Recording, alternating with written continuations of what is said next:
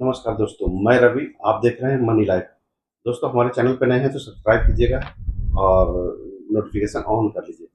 दोस्तों, ईरान में बरसों तक, अगले 10-15 वर्षों तक मोसाद जो है अपना खुफिया एजेंसी चलाता रहेगा, अपनी खुफिया जानकारी जुटाता रहेगा। ये खुली चुनौती इजराइल ने के मोसाद ने खुली घोषणा की है।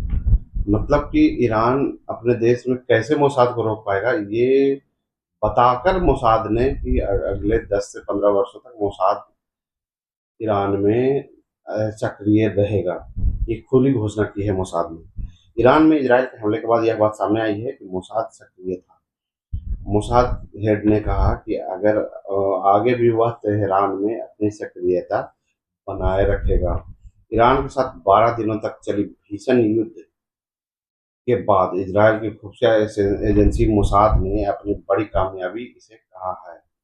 मोसाद के हेड डेविड बर्निया ने कहा कि इजराइल आने वाले कई सालों तक ईरान में मौजूद रहेगा, क्योंकि उनकी एजेंसी ने ईरान में किए गए ऑपरेशन में अकल्पनीय कामयाबी हासिल की है।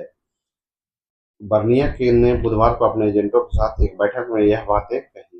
उन्होंने कहा कि आने वाले कई सालों तक मोसाद के लिए ईरान एक सुरक्षित जगह बनी रहेगी। इजराइल का ईरान में सक्रियता बनाए रखना का दावा ईरान की वहाँ की सेना और ईरान के सुप्रीम कमांडर खामेनेई के लिए सीधी चुनौती है।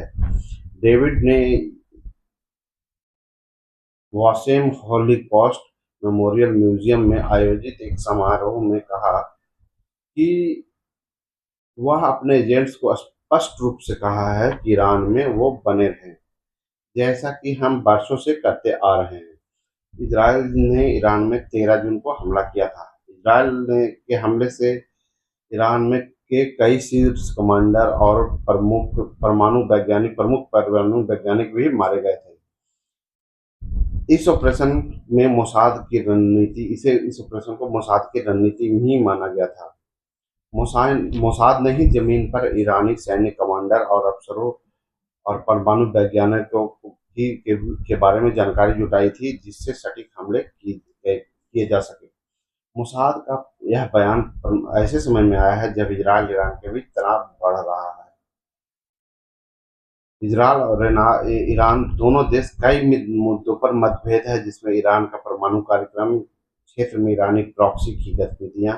ईरान के परमाणु कार्यक्रमों को निशाना बनाते हुए इजराइल ने ईरान पर हमले किए। इसके बाद ईरान की ओर से भी इजराइल पर जवाबी जबरदस्त कार्रवाई की गई और मिसाइलें दागी गई।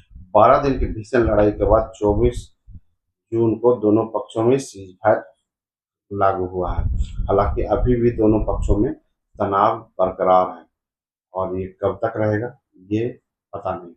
दोस्तों, आप देख रहे हैं मनी लाइफ। मैं हूं रवि। मिलते हैं अगले वीडियो में नए न्यूज।